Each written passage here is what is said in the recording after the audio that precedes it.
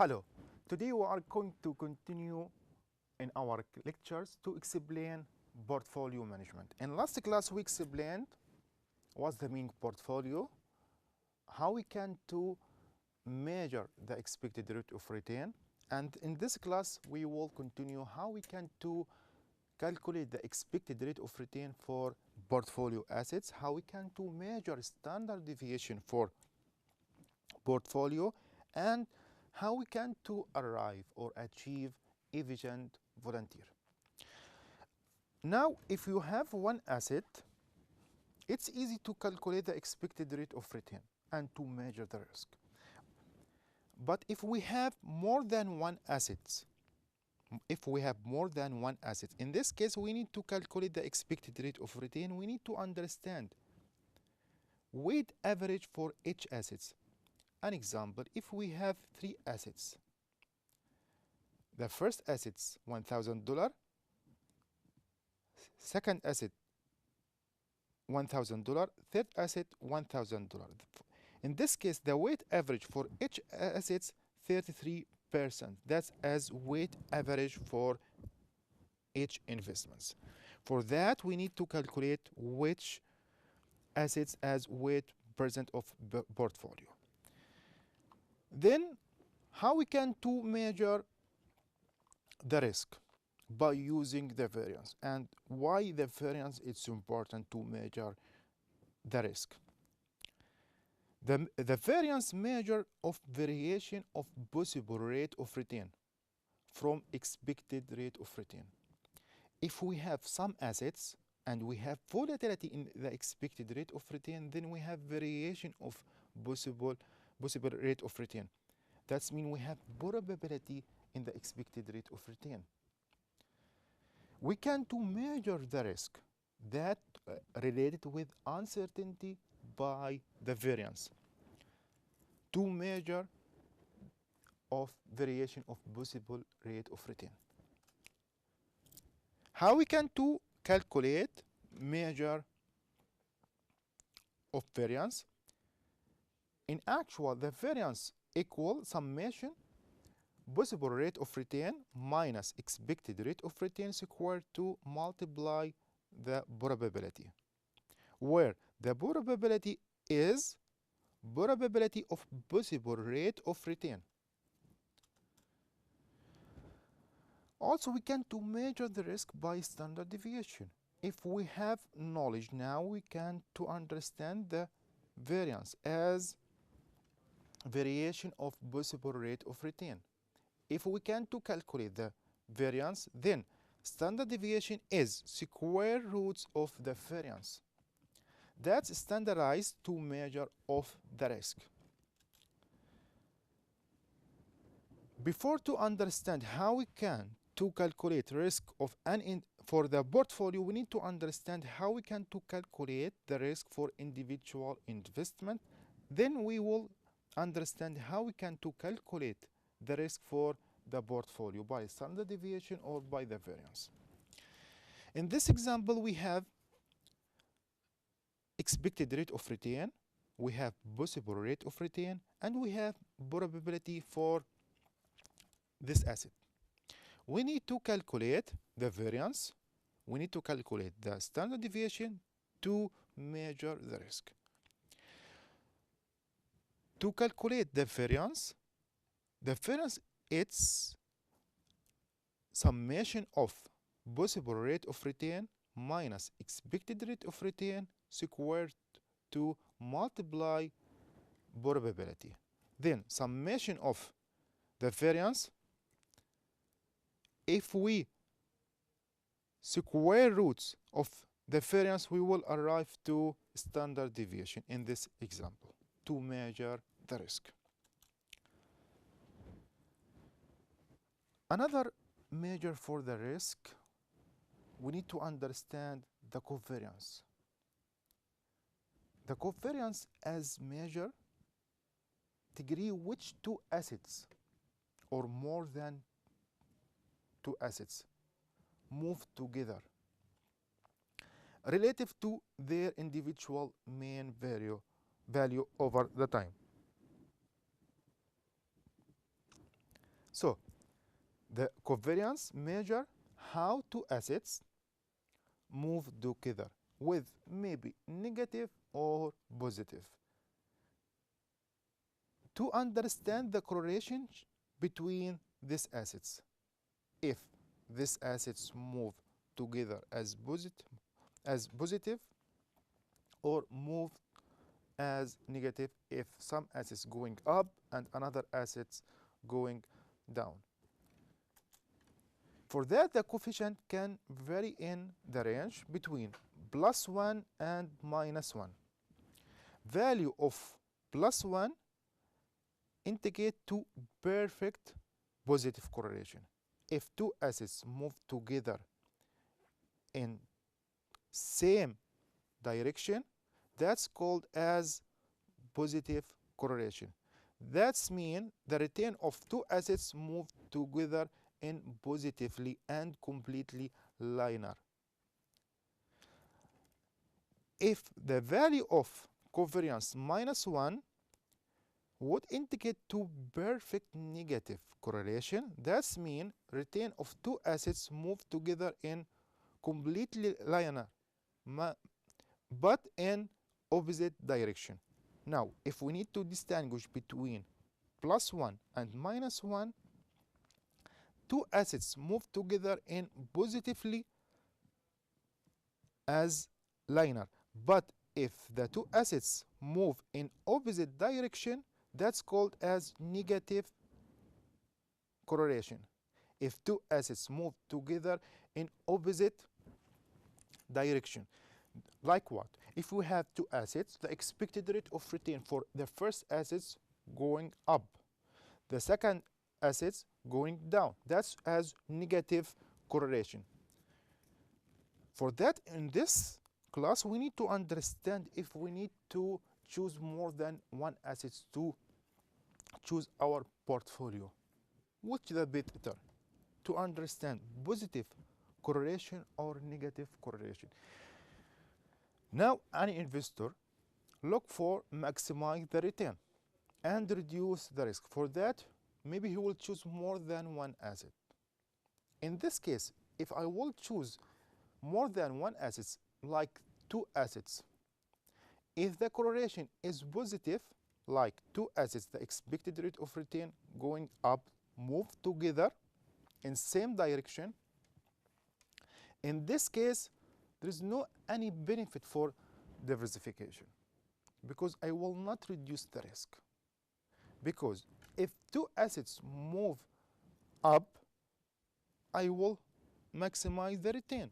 But if two assets will move down together as positive correlation, in this case, I will not reduce the risk.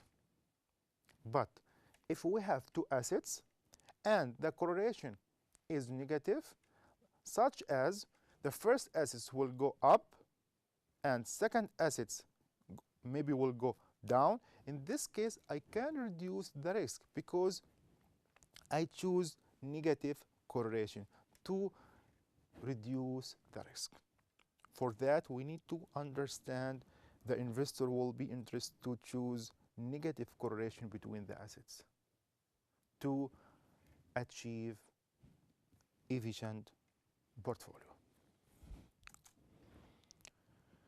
For that, if we need to understand more about covariance and correlation, the correlation coefficient is obtained by covariance divided standard deviation for each assets multiply standard deviation for another assets. If we have two assets, we can to calculate the correlation between two assets, the covariance between two assets divided standard deviation for A, an example, multiply standard deviation for B to calculate the covariance. Then, how we can to calculate standard deviation for portfolio? Before to understand, we explained how we can to calculate standard deviation or the variance for individual assets. Also, we explained how we can to calculate the covariance to measure how two assets move together. in positive way or negative way. Then if we have this measures, then we can to calculate standard deviation of a portfolio. By this equation, we can to calculate standard deviation by standard deviation of portfolio by the weight average for individual assets where weights are determined by the proportion of value in portfolio. Also, we need to calculate the variance of rate of return for each assets and the covariance between the rate of return for the assets. Then we can to calculate standard deviation by this equation. Now, standard deviation for portfolio, maybe we have 2 assets, maybe we have 3 assets in actual same.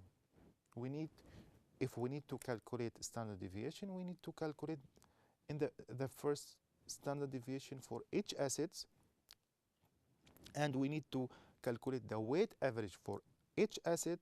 We need to calculate the covariance between these assets, how moving, maybe positive correlation, negative correlation. Then we can to calculate standard deviation for 2 assets, 3 assets in portfolio.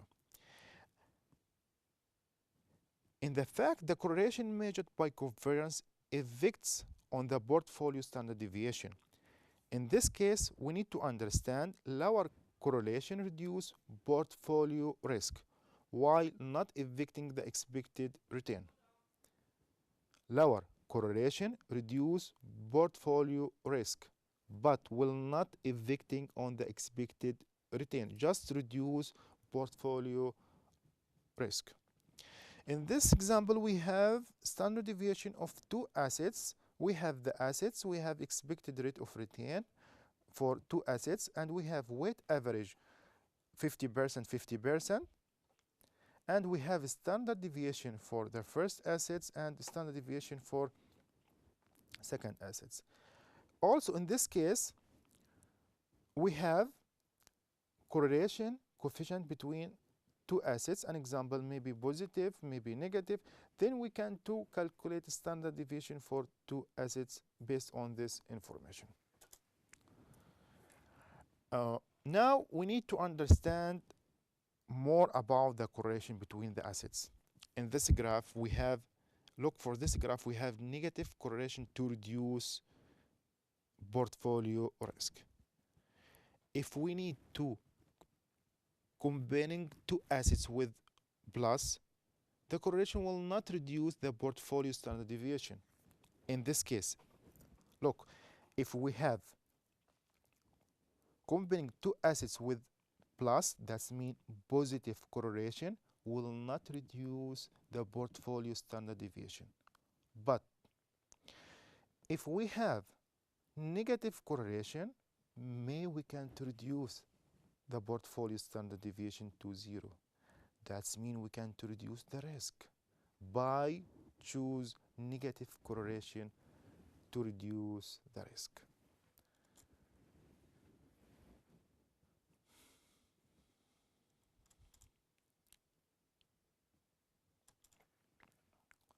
So we can to calculate standard deviation for 2 assets to reduce the risk. Also, if we can to calculate standard deviation for more than 2 assets, like 3 assets, 4 assets, in actual same, we need to calculate the weight average for each asset.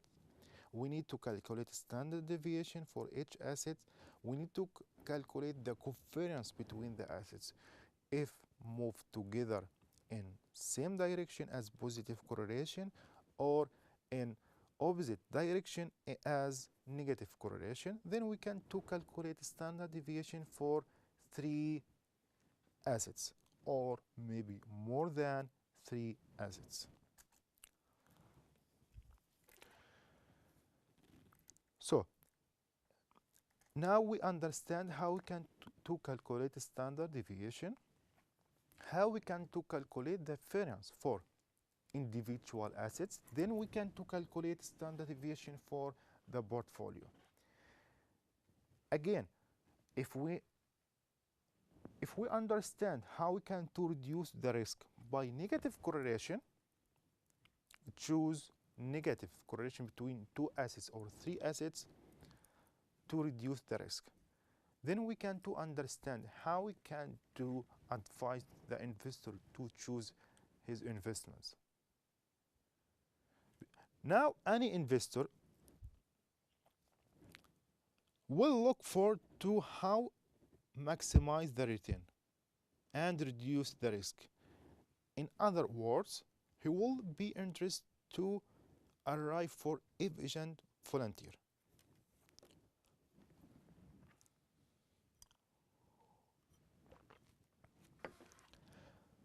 The efficient volunteer represent the set of portfolio with maximum rate of return for every given level of risk, or in other words, the minimum risk of every level of return. Efficient volunteer in this case include some assets which includes higher return with lower risk. For that, any investor will look for which point include higher rate of return and in same case lower risk. In this case, the investor will arrive to efficient volunteer to maximize his investments. So, an individual utility curve related with how we can to make between the expected rate of return and risk to make our decision.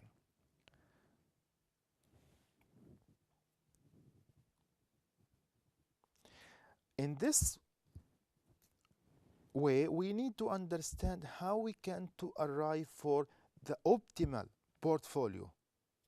The optimal portfolio. We explained the investor will look for maximize the return and reduce the risk, or in other words, to get lower risk level. The optimal portfolio has the highest utility for a given investor. The optimal lies at the point of tangency between the efficient volunteer and utility curve with the highest possible rate of return. Let us to look for this graph. This expected rate of return, in actual, we have this, it's volunteer. The investor will look for any point on this line. In this curve, the investor will look, an example, X. In X, the investor will reduce the risk and will get higher return. Or maybe will be interest for Y. Look for Y. We have expected rate of return and standard deviation for each investment. In this case, the investor will look for any point in this curve to get any assets with higher return with lower risk. In actual, maybe another point includes higher return but maybe higher risk.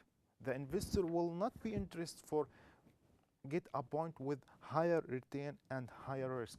In this graph, we have higher returns and higher, but the investor needs any points includes higher return and lower risk. For that, if the investor choose the assets includes this specification, we can to arrive for the efficient volunteer. So we understand how we can to achieve the efficient volunteer. The investor need any point in curve of the efficient volunteer to maximize his investments. In this class, we explained how we can to calculate the expected rate of return for individual assets, how we can to calculate standard deviation for individual assets, how we can to calculate the variance also for individual assets. Then, if we need to calculate the standard deviation for the portfolio, we need to understand before how we can to calculate the risk for individual assets. Then we can to calculate standard deviation for the portfolio. That includes standard deviation for each assets, weight average for each assets, and we need to calculate the covariance. The covariance that's related with how we can to measure the degree of correlation between two assets if moved together in same direction. That's called as positive correlation, or move together in opposite direction. That's called as negative correlation. We explain the investor will be interested to get negative correlation. Why? Because in this case he will reduce the risk if two assets, one go up and one go down. But if we assume we have positive correlation, if two assets move together but not for up as expected rate of return, if the expected rate of return go down, in this case he will lose all his investments. For that, there is no any benefit for diversification. Thank you for your attention in this class, and see you in next class.